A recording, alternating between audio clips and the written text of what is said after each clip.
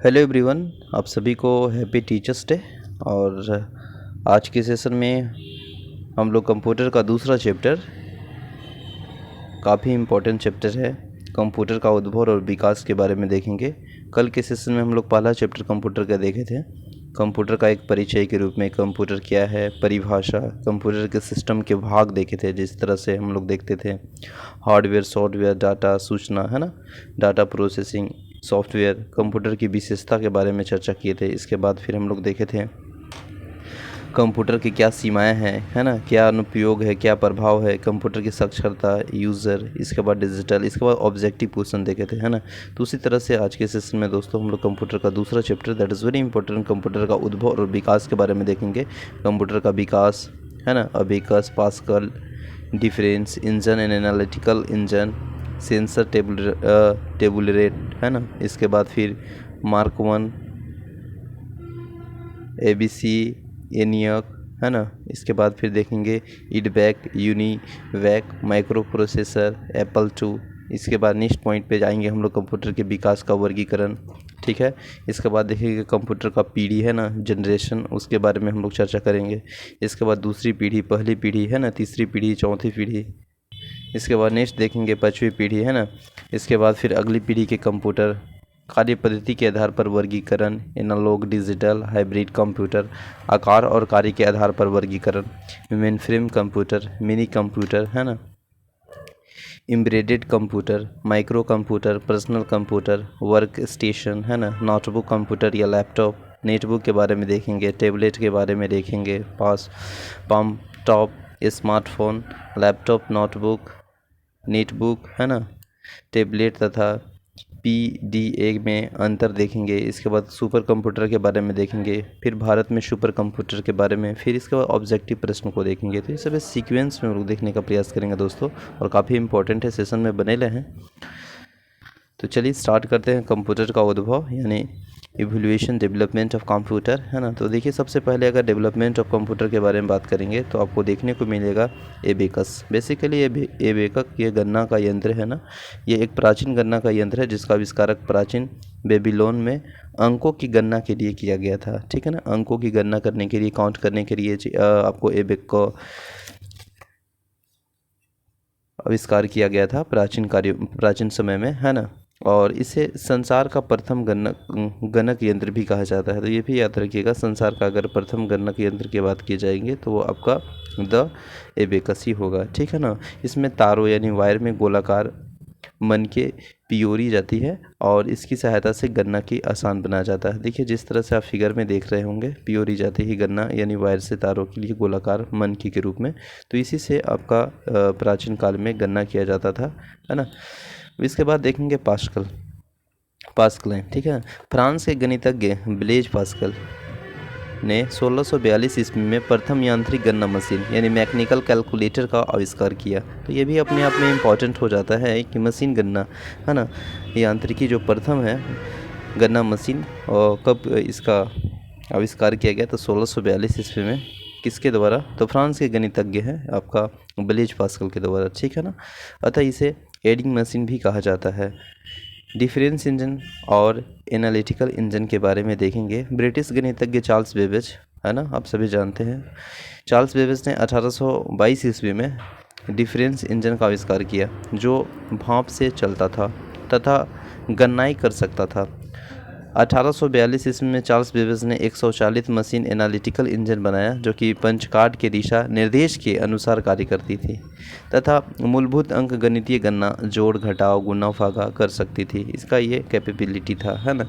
Analytical engine को विश्व का पहला कंप्यूटर माना जाता है। तो that is very important, analytical engine को विश्व का प्रथम कंप्यूटर माना जाता है। तो याद रखिएगा, ये पॉइंट ऑब्जेक्टिव में देखने को मिलता है। इसके बाद लेडी एडा इन अगस्टा।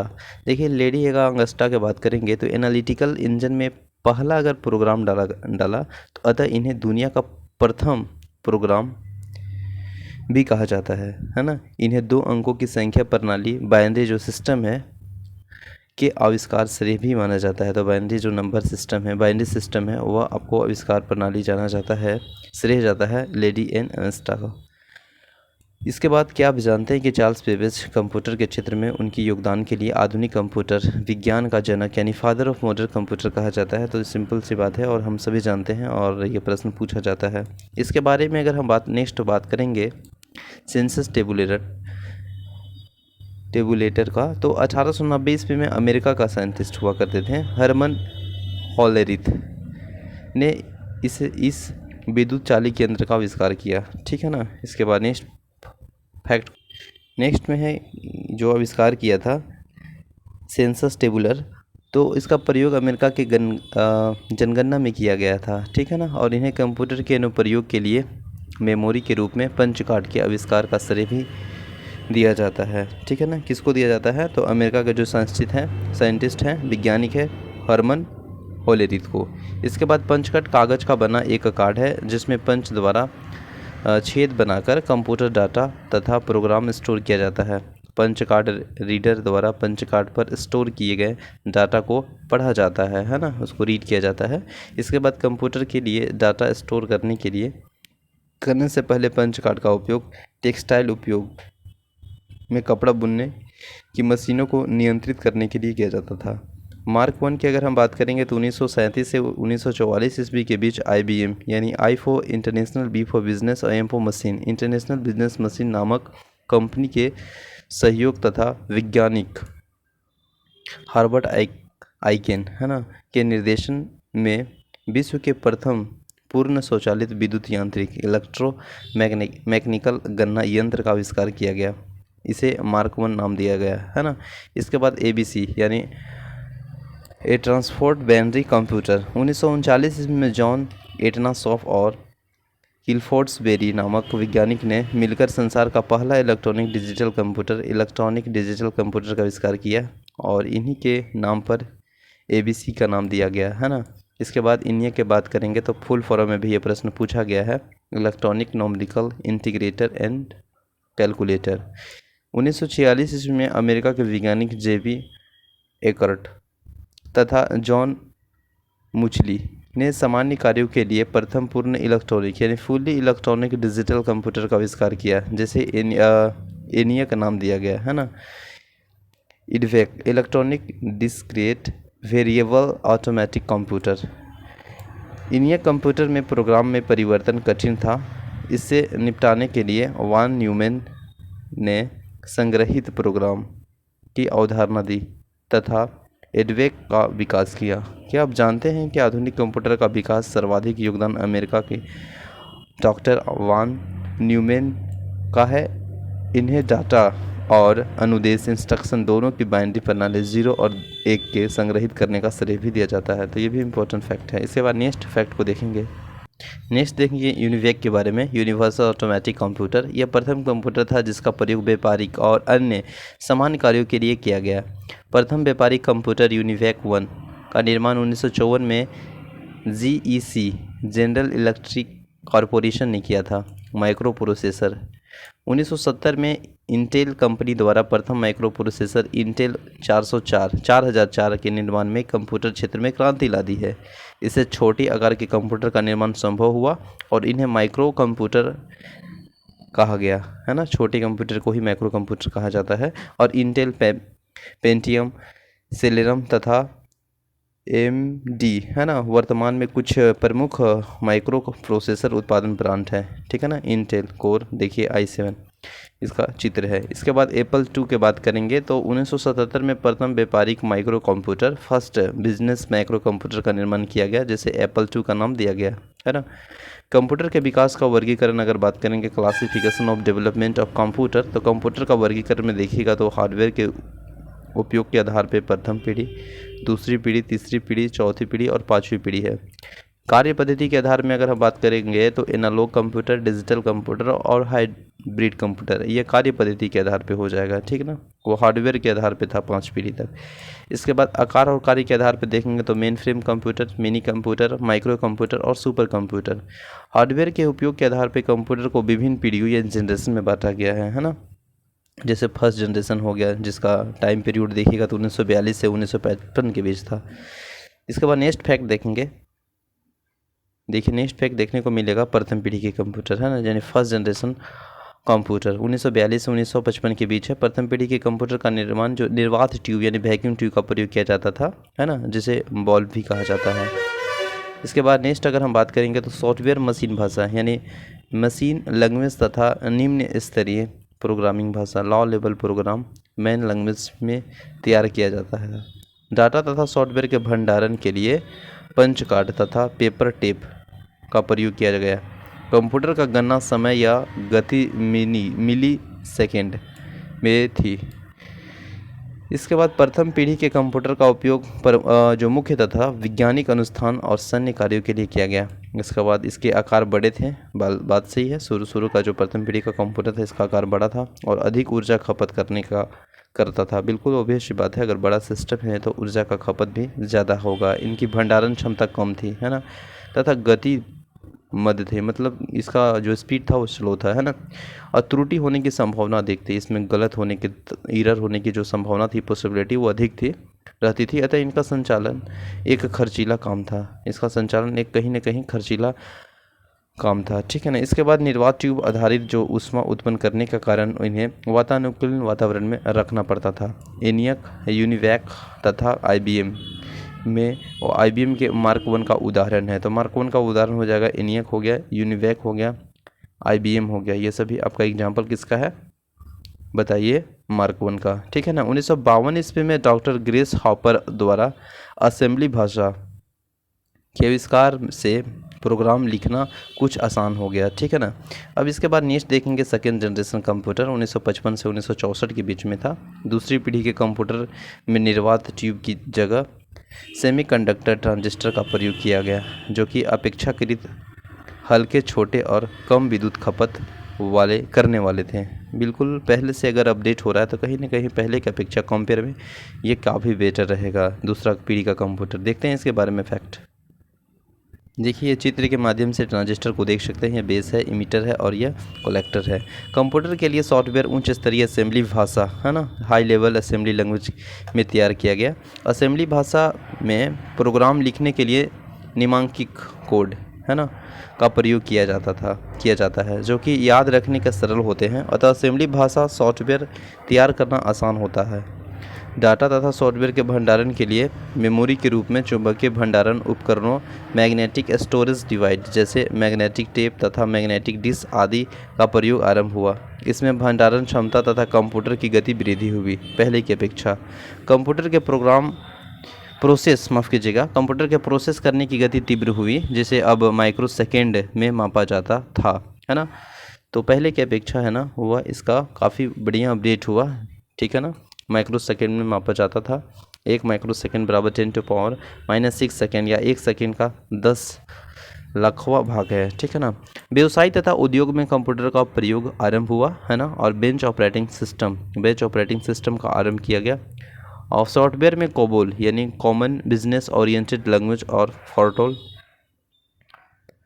फार्मूला ट्रांसलेशन जैसे उच्च स्तरीय भाषा हाई लेवल लैंग्वेज का विकास IBM द्वारा किया गया।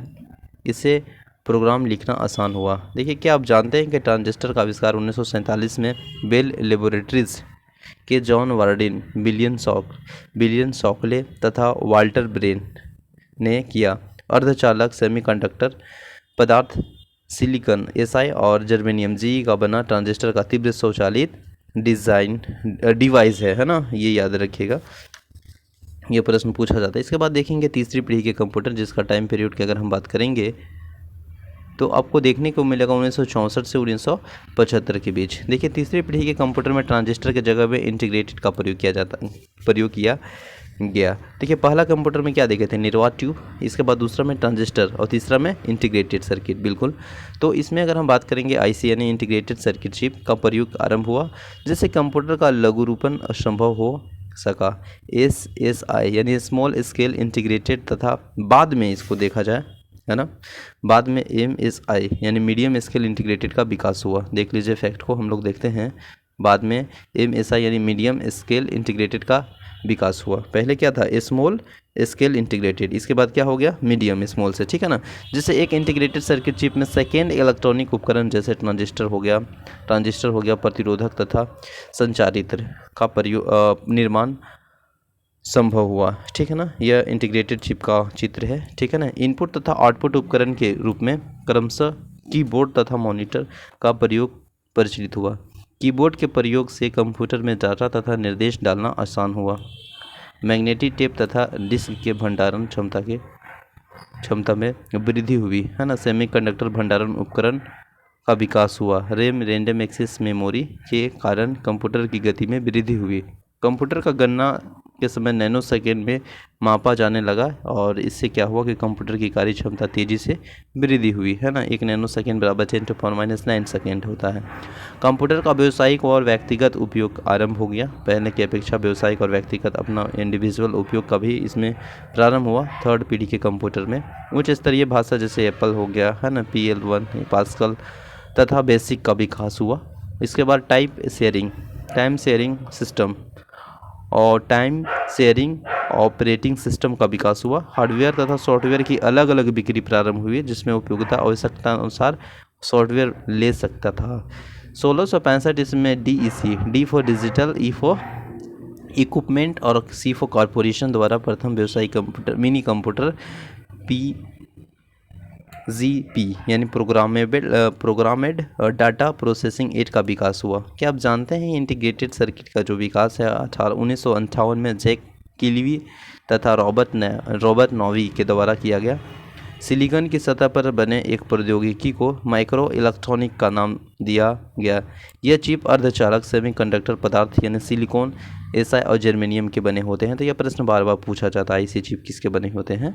तो आप देखिए होंगे ऑप्शन में क्या देखने को मिलेगा, बताइए, जर्मेनियम, सिलिकॉन। ठीक है ना। उसके बाद नेक्स्ट अगर हम बात करेंगे थर्ड जनरेशन के बाद फोर्थ जनरेशन कंप्यूटर, जो कि 1975 से 1989 यानी 1819 तक चला। और इसमें देखिएगा तो चौथी पीढ़ी के कंप्यूटर में माइक्रो प्रोसेसर का प्रयोग किया गया, यानी LSI लार्ज स्केल इंटीग्रेटेड, और VLSI यानी वेरी लार्ज स्केल इंटीग्रेटेड से माइक्रो प्रोसेसर की क्षमता वृद्धि हुई। कंप्यूटर का गणना समय पिको सेकेंड मापा जाने लगा और 1 पिको सेकेंड बराबर 10⁻12 सेकेंड होता है। माइक्रो प्रोसेसर के इस्तेमाल से अत्यंत छोटा और हाथ में लेकर चलने योग्य कंप्यूटर का विकास संभव हुआ। फोर्थ जनरेशन में हाथ में भी आप लेकर चल सकते हैं, ठीक है ना।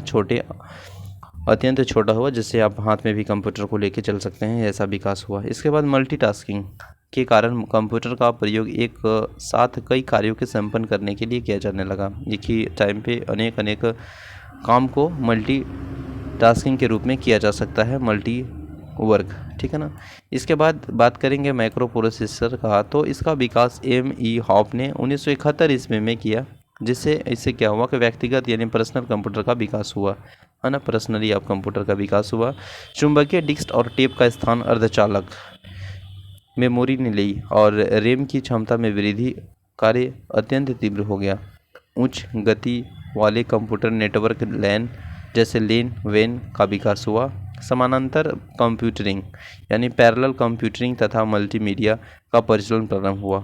1981 ईस्वी में IBM यानी international business machine company micro computer का विकास किया, जिसे PC यानी पर्सनल कंप्यूटर कहा गया। सॉफ्टवेयर में ग्राफिकल यूज़र इंटरफेस, है ना, GUI, for graphical, U for user, I for interface के विकास ने कंप्यूटर के उपयोग का सरल बना दिया, ठीक है ना। ऑपरेटिंग सिस्टम में MS-DOS, माइक्रोसॉफ्ट विंडोज़ तथा एप्पल ऑपरेटिंग सिस्टम का विकास हुआ। उच्च स्तरीय भाषा C भाषा का विकास हुआ, जिसे प्रोग्रामिंग सरल था, ठीक है ना। उच्च स्तरीय भाषा का मानवीकरण किया गया ताकि किसी प्रोग्राम को सभी कंप्यूटर में चलाया जा सके। मुन्नी के नियम के अनुसार अगर हम बात करेंगे तो प्रत्येक 18 माह में चिप का उपयोगकर्ताओं की संख्या दुगनी हो जाएगी। ULSI में एक चिप पर 1 करोड़ इलेक्ट्रॉनिक डिवाइस बनाए जा सकते हैं, ठीक है ना। इसके बाद नेक्स्ट फैक्ट को देखेंगे हम लोग, फोर्थ के बाद 5 जनरेशन कंप्यूटर, जो कि 1989 से अप टू, है ना, अब तक है। ULSI यानी अल्ट्रा लार्ज स्केल इंटीग्रेटेड तथा SLSI super large scale integrated से करोड़ों इलेक्ट्रॉनिक उपकरण की युक्त माइक्रो प्रोसेसिंग चिप का विकास हुआ, है ना। इसमें अत्यंत छोटे तथा हाथ में लेकर चलने योग्य कंप्यूटर का विकास हुआ, है ना, और जिनकी गणना क्षमता अत्यंत तीव्र तथा अधिक है। ठीक है। मल्टीमीडिया तथा एनिमेशन के कारण कंप्यूटर का शिक्षा तथा मनोरंजन आदि के लिए भरपूर उपयोग किया जाने लगा और इंटरनेट तथा सोशल मीडिया के विकास ने सूचनाओं के आदान प्रदान तथा एक दूसरे से संपर्क रखने के तरीके में क्रांतिकारी परिवर्तन संभव बनाया। भंडारण के लिए ऑप्टिकल डिस्क है ना, ऑप्टिकल डिस्क जैसे सीडी हो गया, डीवीडी हो गया या ब्लू रे डिस्क हो गया का विकास हुआ, जिनकी भंडारण क्षमता अत्यंत ऊंची थी। दो प्रोसेसर को एक साथ जोड़कर तथा पैरेलल प्रोसेसिंग द्वारा कंप्यूटर प्रोसेसर की गति को अत्यंत तीव्र बनाया गया। नेटवर्किंग के क्षेत्र में अगर हम बात करेंगे तो ईमेल हो गया, WWW वर्ल्ड वाइड वेब का विकास हुआ और सूचना प्रौद्योगिकी इंफॉर्मेशन टेक्नोलॉजी तथा सूचना राजमार्ग इंफॉर्मेशन हाईवे का अवधारणा विकास हुआ। नए कंप्यूटर में कृत्रिम ज्ञान क्षमता आर्टिफिशियल इंटेलिजेंस डालने के प्रयास चल रहे हैं ताकि कंप्यूटर के परिस्थिति के अनुरूप स्वयं निर्णय ले सकें। आवाज़ को पहचानने यानी स्पीच रिकॉग्नाइजेशन तथा रोबोट निर्माण में इसका प्रयोग किया जा रहा है।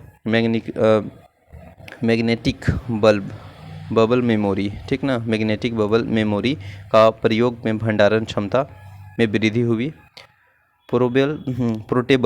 पोर्टेबल पीसी और डेस्कटॉप पीसी ने कंप्यूटर को जीवन के लगभग प्रत्येक क्षेत्र से जोड़ दिया। ठीक है ना। अब रोचक तथ्य देखने को मिलेगा कि आलू के चिप्स के आकार होने के कारण इंटीग्रेटेड सर्किट को चिप का नाम दिया गया है ना।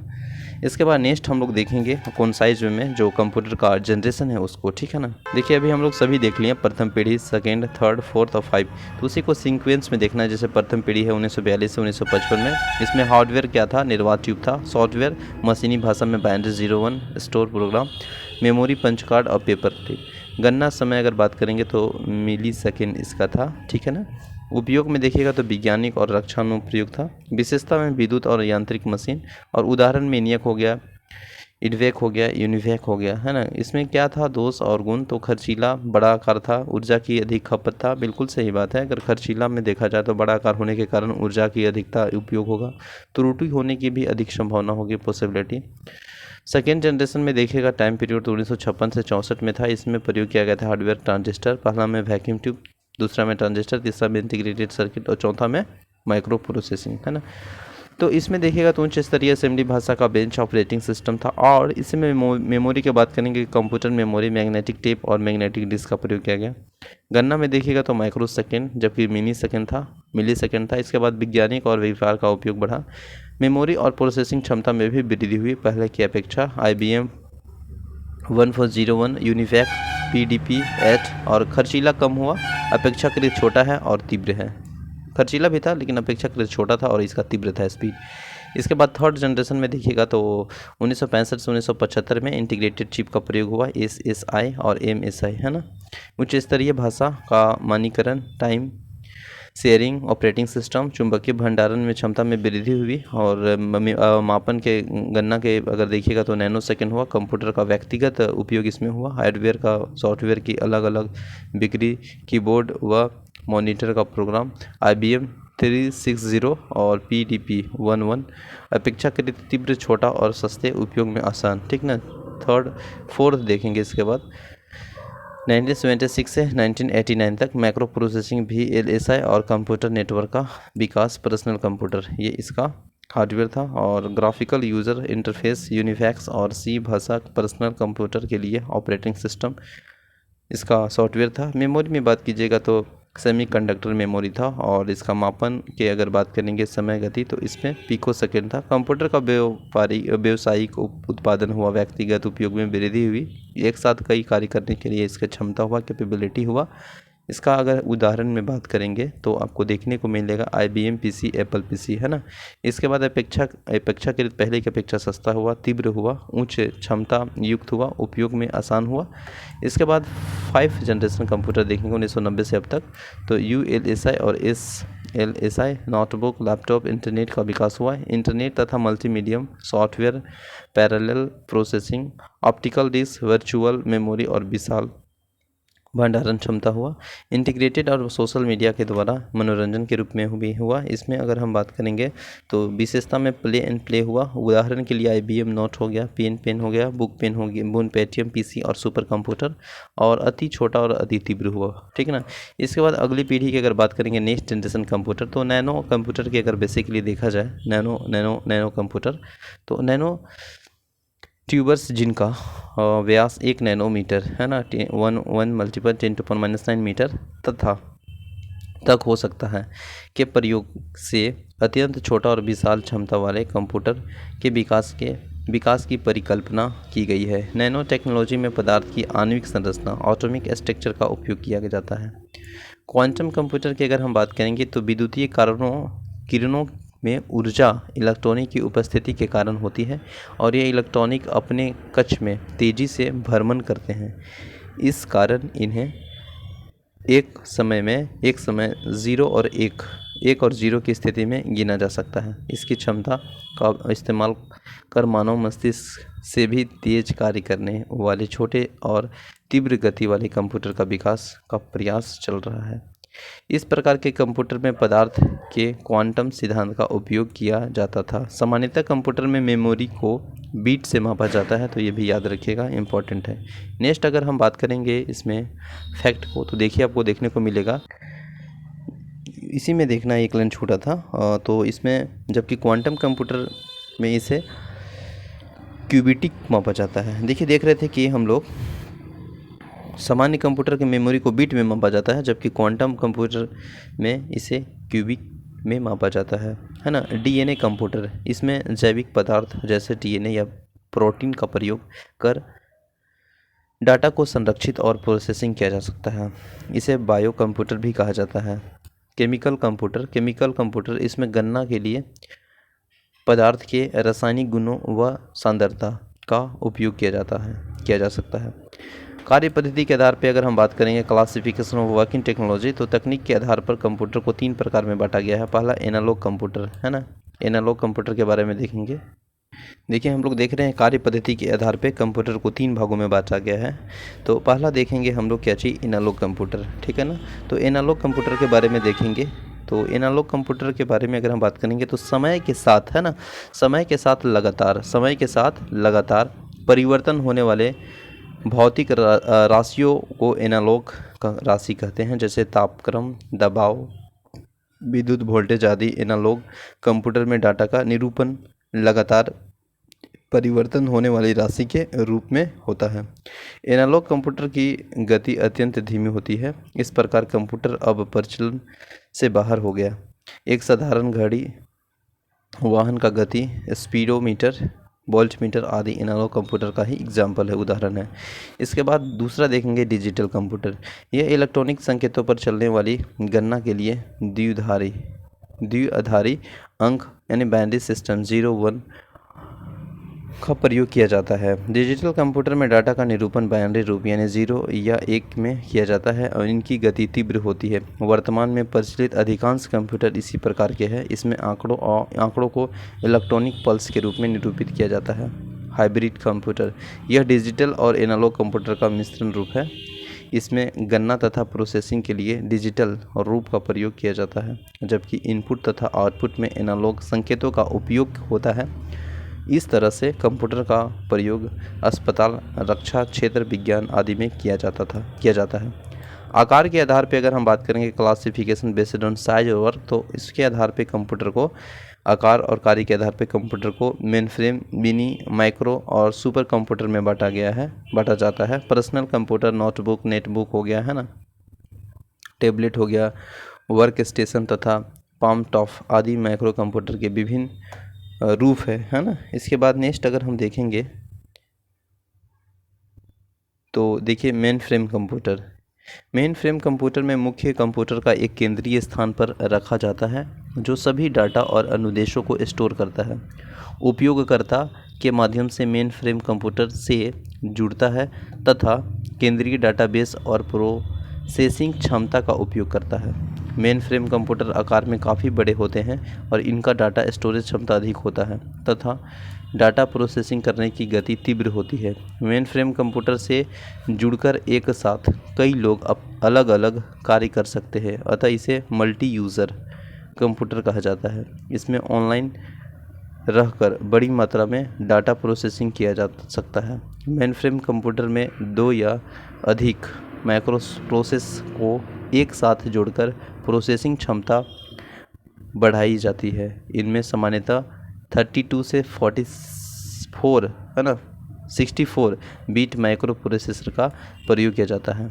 मेन फ्रेम कंप्यूटर में टाइम शेयरिंग तथा मल्टी प्रोग्रामिंग ऑपरेटिंग सिस्टम का प्रयोग किया जाता है।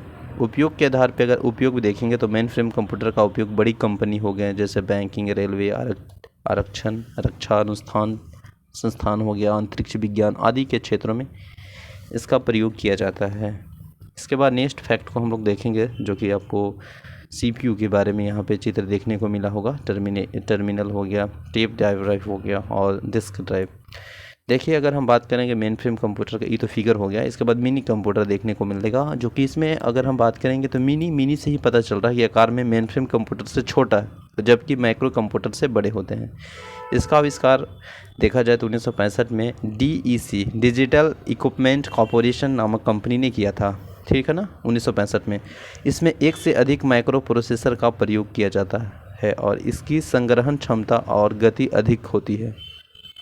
इस पर कई व्यक्ति एक साथ काम कर सकते हैं। इसमें जितने व्यक्ति चाहें तो मतलब इनका कहना है कि इसमें कई व्यक्ति एक साथ इसमें वर्क कर सकता है ना, इस कंप्यूटर पे।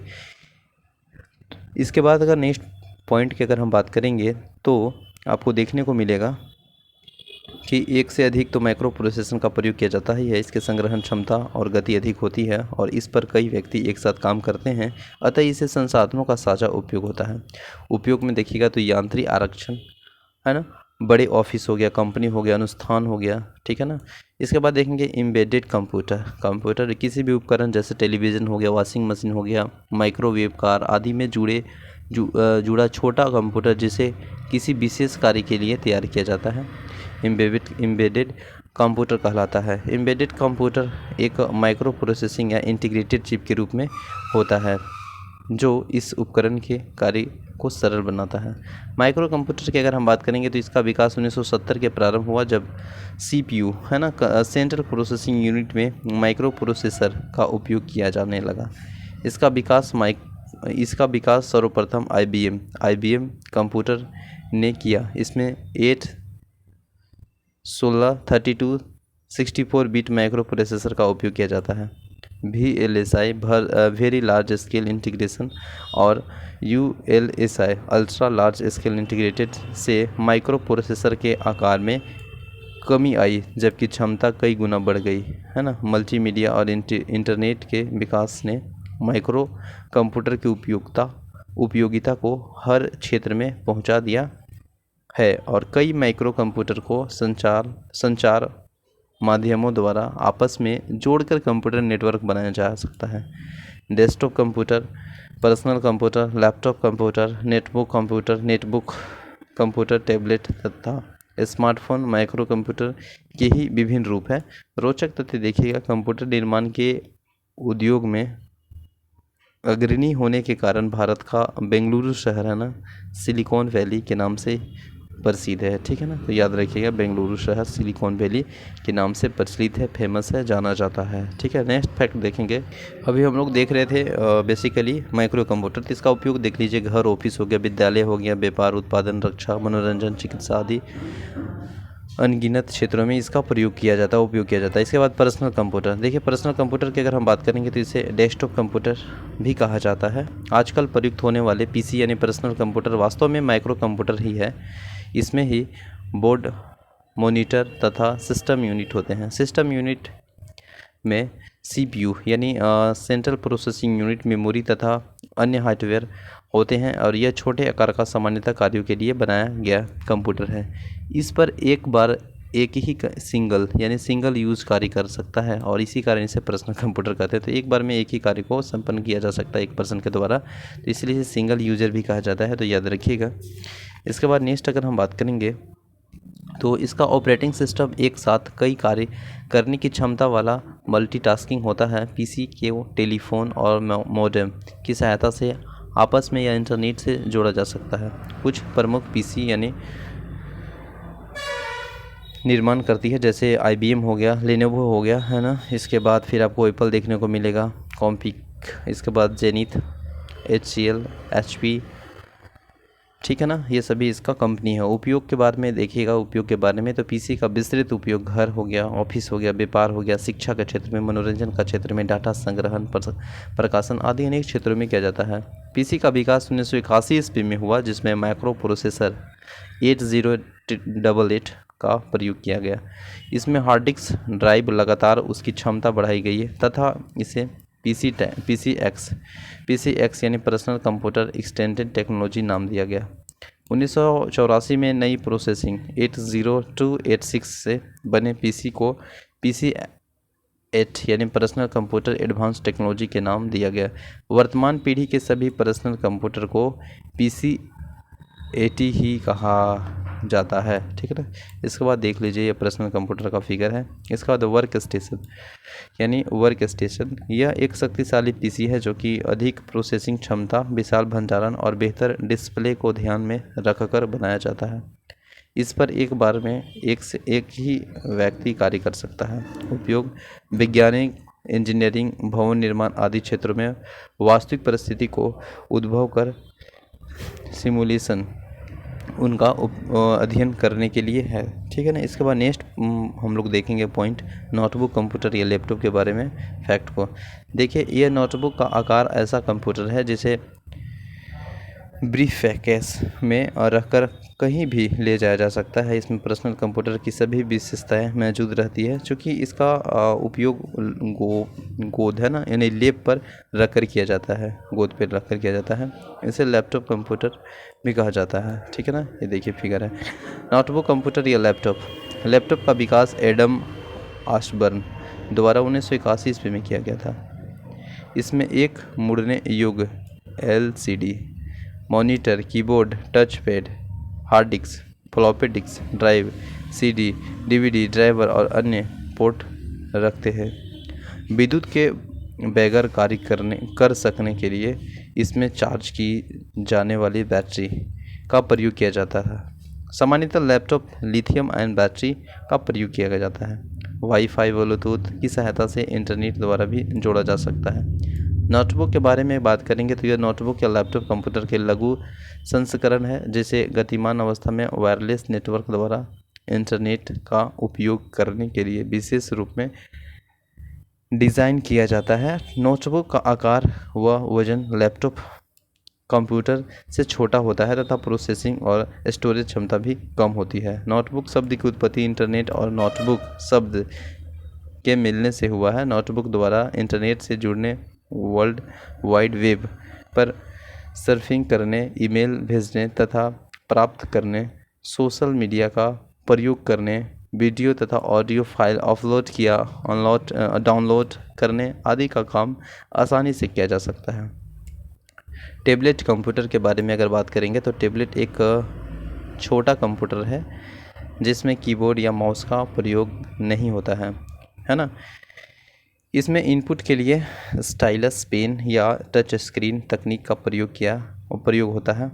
टैबलेट में डाटा डालने के लिए वर्चुअल ऑन स्क्रीन कीबोर्ड का प्रयोग किया जाता है। इसे वायरलेस नेटवर्क तथा इंटरनेट से भी जोड़ा जा सकता है। इसका प्रयोग स्मार्टफोन की तरह भी किया जा सकता है, ठीक है ना। इसके बाद नेक्स्ट फैक्ट को देखेंगे। नेक्स्ट फैक्ट टैबलेट कंप्यूटर से ही है। चूँकि टैबलेट कंप्यूटर का प्रयोग हाथ में रखकर किया जाता है, अतः इसे हैंड हेल्ड कंप्यूटर भी कहा जाता है। Apple company iPad tablet computer का एक उदाहरण है। इसके बाद देख लीजिए, नेक्स्ट है प्लेमपोर्ट पाम टॉप, है ना। इसमें बहुत ही छोटा कंप्यूटर है जिसे हाथ में रखकर कार्य किया जा सकता है और इसे मिनी लैपटॉप भी कहा जाता है ना। कीबोर्ड की जगह इसमें आवाज़ द्वारा इनपुट का कार्य किया जाता है। और PDA that means P for personal, D for digital, A for assistants की भी एक छोटा कंप्यूटर है जिसे नेटवर्क से जोड़कर अनेक कार्य किए जा सकते हैं और इसे फ़ोन की तरह व्यवहार किया जा सकता है, ठीक है ना। ये देखिए इसका पिक्चर है। इसके बाद पासपोर्ट पास्ट फ़ोन है ना, पास्ट फ़ोन है।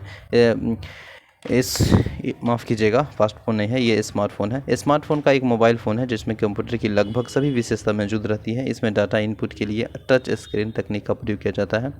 टैबलेट या पीडीएफ एक कंप्यूटर है जिसका प्रयोग वैकल्पिक फ़ोन की तरह भी किया जा सकता है। दूसरी तरफ स्मार्टफ़ोन मुख्यतः एक फ़ोन जिसका प्रयोग कंप्यूटर प्रोसेसिंग के कुछ कार्यों तथा इंटरनेट का प्रयोग करने के लिए किया जा सकता है। स्मार्टफ़ोन का उपयोग एक हाथ से किया जा सकता है, जबकि टैबलेट या पीडीएफ दोनों हाथ से चला जा सकता है। स्मार्टफ़ोन, टैबलेट तथा पीडीए हैंड हेल्ड डिवाइस कहलाता है। लैपटॉप, नोटबुक, टैबलेट तथा पीडीएफ में अंतर देखने को देखिए क्या दिखता है। डिफरेंट बिटवीन लैपटॉप, नोटबुक और टैबलेट एंड पीडीए। कंप्यूटर तकनीकी में हो रहे विकास और उपयोगों के आकार में आई कमी इन उपकरणों के बीच अंतर को कम किया है।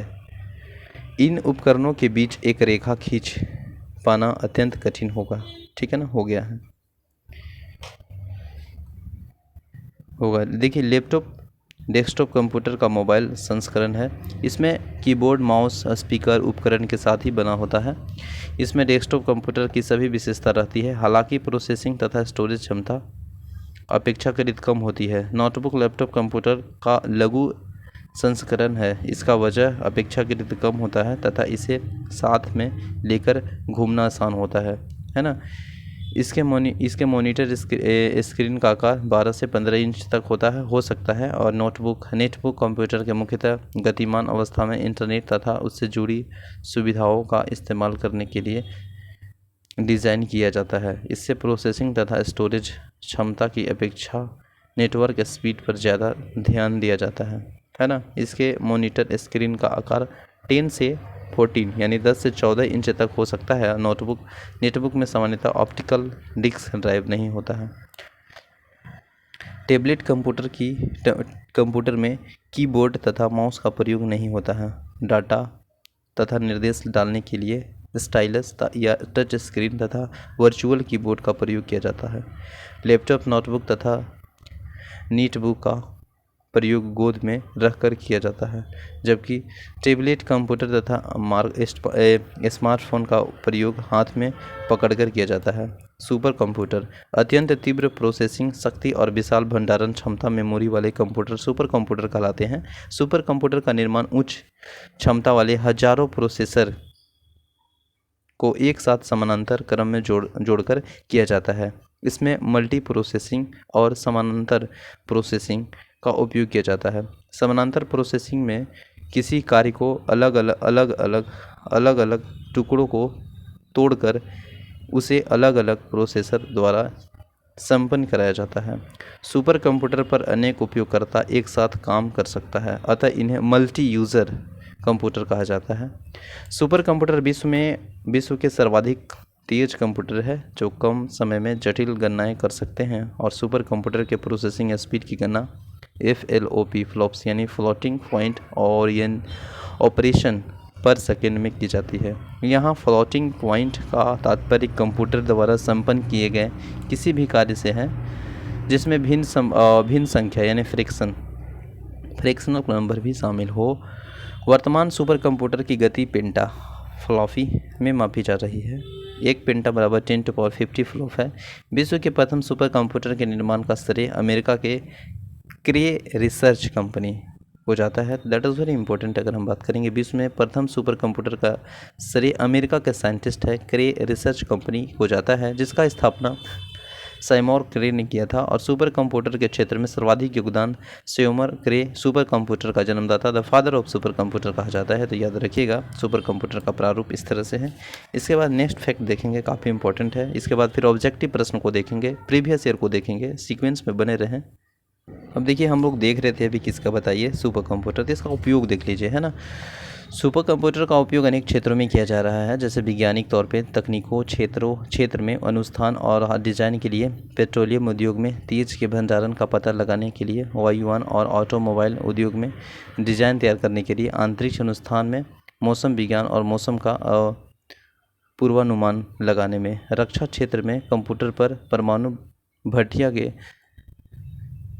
सब क्रिटिकल परीक्षण करने में आदि में इसका प्रयोग किया है। भारत में सुपर कंप्यूटर की अगर हम बात करेंगे तो भारत में परम सीरीज है ना के परम सीरीज के सुपर कंप्यूटर का निर्माण CDEC यानी centre for development of advance computing Pune द्वारा किया गया। परम 8000 की CDEC द्वारा विकसित पहला सुपर कंप्यूटर था जिसका निर्माण 1991 ईस्वी में किया गया था, है ना। तो याद रखिएगा पहला सुपर परम यानी 8000 है और CDEC द्वारा विकसित किया गया पहला सुपर कंप्यूटर था जिसका निर्माण के बाद किया जाए 1991 में किया गया था, है ना।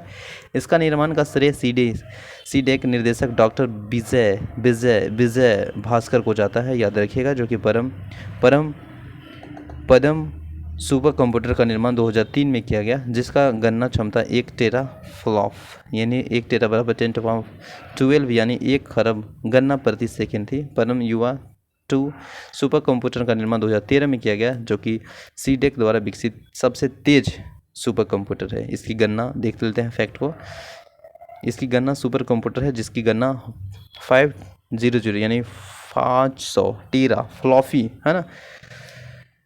इस तरह से सुपर कंप्यूटर विश्व के कुल 5 क्षेत्रों जैसे अमेरिका हो गया, जापान हो गया, चीन हो गया, इजराइल और भारत के पास ही उपलब्ध है। अनुपम सीरीज के सुपर कंप्यूटर का विकास बार्क यानी Bhabha atomic research centre Mumbai द्वारा किया गया, है ना। इसके बाद नेक्स्ट देखिएगा तो पेस आपको देखने को मिलेगा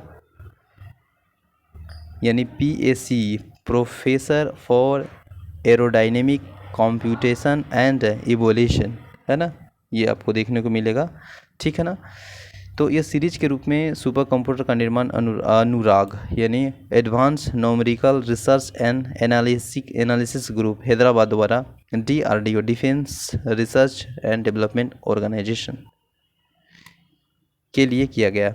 भारत के प्रथम सुपर कंप्यूटर फ्लो सॉल्वर का विकास NAL यानी नेशनल एरोनॉटिकल लैब बेंगलुरु द्वारा 1980 में किया गया। रोचक तथ्य देखिए, IBM और डीप ब्लू कंप्यूटर ने शतरंज के विश्व कंप्यूटर गैरी कस्पेरोव को पराजित किया था।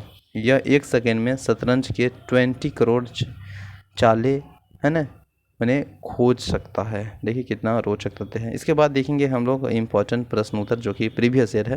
कंप्यूटर विज्ञान फादर ऑफ कंप्यूटर किसे कहा जाता है, तो आप सभी जानते हैं चार्ल्स बेबेज को। देखिए प्रश्न कितना बार रिपीट किया गया और आने वाला समय में भी रिपीट किए जा सकते हैं, है ना।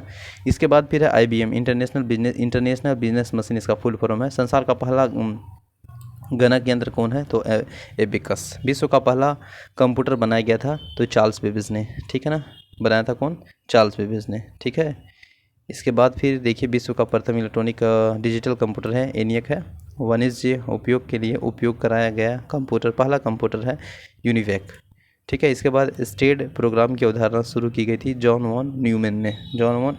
इसके बाद देखिए प्रथम इलेक्ट्रॉनिक अंकीय कंप्यूटर इलेक्ट्रॉनिक डिजिटल कंप्यूटर का प्रयोग हुआ बल्ब या निर्वात ट्यूब, ठीक है ना।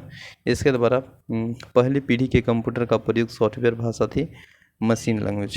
कौन लैंग्वेज था, मशीन लैंग्वेज। इसके बाद नेक्स्ट फैक्ट को देखते हैं जो कि प्रीवियस ईयर है। कंप्यूटर में प्रयुक्त IC चिप जो इंटीग्रेटेड सर्किट है चिप है वो सिलिकॉन या जर्मेनियम का बना होता है, या जर्मेनियम दोनों का बना होता है। इस IC चिप का निर्माण किया जाता है सेमीकंडक्टर से। आधुनिक कंप्यूटर का लघु रूपन संभव हो सकता है समकालीन परिपथ चिप्स के रूप में, ठीक है ना। एक छोटे सिलिकॉन चिप पर ट्रांजिस्टर और अन्य इलेक्ट्रॉनिक उपकरण द्वारा बने पूर्ण इलेक्ट्रॉनिक सर्किट हो सकते हैं। इंटीग्रेटेड सर्किट चिप में चिप का ही दूसरा नाम है इंटीग्रेटेड सर्किट एकीकृत परिपथ। IC का पूरा नाम इंटीग्रेटेड सर्किट है। कंप्यूटर में LSI यानी लार्ज स्केल इंटीग्रेशन इसका फुल फॉर्म होता है इंटीग्रेशन। कौन सा मस्तिष्क की कार्यप्रणाली को नकल करने वाला सबसे छोटा और सबसे तीव्र गति वाला कंप्यूटर होगा, तो क्वांटम कंप्यूटर होगा। इसके बाद नेक्स्ट प्रश्न देखेंगे। देखिए जो हम लोग प्रश्न देख रहे हैं वो काफ़ी इंपॉर्टेंट है, प्रीवियस ईयर है, तो आप समझ सकते हैं दैट इज़ वेरी इंपॉर्टेंट प्रश्न है। देखिए प्रश्न है कि किस कंप्यूटर ने सर्वप्रथम माइक्रो प्रोसेसर का विकास किया, तो इंटेल था। माइक्रो प्रोसेसर चिप युक्त कंप्यूटर किस पीढ़ी के है, तो चौथी पीढ़ी का है ना। प्रथम पीढ़ी में क्या था बताइए, तो प्रथम पीढ़ी में बताइए क्या था, निर्वात ट्यूब था। दूसरा में ट्रांजिस्टर, तीसरा में इंटीग्रेटेड सर्किट, चौथा में माइक्रो प्रोसेसर, पांचवा में ULSI हो गया, SLI हो गया, ठीक है ना। तो ये याद रखिएगा, इंपॉर्टेंट है, प्रश्न पूछा जाता है, ठीक है ना। इसके बाद VLSI इंटीग्रेटेड सर्किट यानी वेरी लार्ज स्केल इंटीग्रेशन, इसका फुल फॉर्म पूछा जा रहा था। कार में लगा गति मापन उदाहरण है तो एनालॉग कंप्यूटर का। विशेष रूप से डिज़ाइन किए गए इलेक्ट्रॉनिक चिप जो किसी अन्य डिज़ाइन के अंदर रखते हैं कहलाते हैं क्या चीज़? Embedded computer. SBI PO में पूछा हुआ प्रश्न है। डेस्कटॉप कंप्यूटर को कहते हैं PC यानी पर्सनल कंप्यूटर। इसके बाद किस कंप्यूटर को आसानी से साथ लेकर घूमा जा सकता है? तो लैपटॉप को, ठीक है ना। इनमें से कौन सा उपकरण हेड हेल्ड डिवाइड का उदाहरण है, एग्जाम्पल है? तो PDA यानी पर्सनल डिजिटल असिस्टेंट्स। इसके बाद यह एक छोटा हेड वेल्ड कंप्यूटर है जो कि आपको वेब सर्फ करने में सहायता करता है। नेटबुक, ठीक है ना। PC यानी पर्सनल कंप्यूटर। एक सुब्रा यानी पोर्टेबल निजी कंप्यूटर जो गोद में रखने लायक छोटा सा होता है, क्या कहलाता है? तो लैपटॉप हो गया या नोटबुक कंप्यूटर हो गया। यदि किसी कंप्यूटर में एक से अधिक प्रोसेसर एक साथ जोड़कर उपयोग किया जाता है तो इसे कहते हैं मल्टी प्रोसेसिंग। विश्व के प्रथम सुपर कंप्यूटर का निर्माण किया था तो वह क्या था? CRA ग्रे रिसर्च कंपनी के द्वारा। बाबा कंप्यूटर यानी BRC द्वारा विकसित सुपर कंप्यूटर है अनुपम, ठीक है ना। इसके बाद नेक्स्ट प्रश्न देखेंगे, काफ़ी इंपॉर्टेंट है, प्रीवियस ईयर है, वन लाइनर प्रश्न है। इसके बाद ऑब्जेक्टिव प्रश्न को देखेंगे, आप वीडियो में बने रहें, काफ़ी इंपॉर्टेंट सेशन है दोस्त। कंप्यूटर के विकास को कितनी पीढ़ी में बांटा गया? तो आप सभी जानते हैं 5 पीढ़ी में, यानी फर्स्ट, सेकेंड, थर्ड, फोर्थ और 5। पहले इलेक्ट्रॉनिक कंप्यूटर इन्हीं का आविष्कार किया था JP एकर्ट्स तथा जॉन मुचली ने। प्रथम पीढ़ी के कंप्यूटर को प्रोग्राम होता है निर्वात ट्यूब यानी वैक्यूम ट्यूब में। VLSI तकनीक का प्रयोग किया जाता है चौथी पीढ़ी के कंप्यूटर में। आधुनिक डिजिटल कंप्यूटर 5वीं पीढ़ी के कंप्यूटर का एग्जाम्पल है। ऑप्शन के अनुसार वहाँ पे क्लिक होगा, ठीक है ना। डेस्कटॉप तथा पर्सनल कंप्यूटर का दूसरा नाम क्या है? तो माइक्रो कंप्यूटर। सुपर कंप्यूटर में होता है तो हजारों माइक्रो प्रोसेसर। सबसे तेज कंप्यूटर जो कम समय में जटिल गणनाएं कर सकता है कहलाता है सुपर कंप्यूटर। परम पदम क्या है? तो एक सुपर कंप्यूटर। भारत में विकसित परम सुपर कंप्यूटर का विकास किया गया तो यह CDEC यानी centre for development advance computer Pune में किया गया।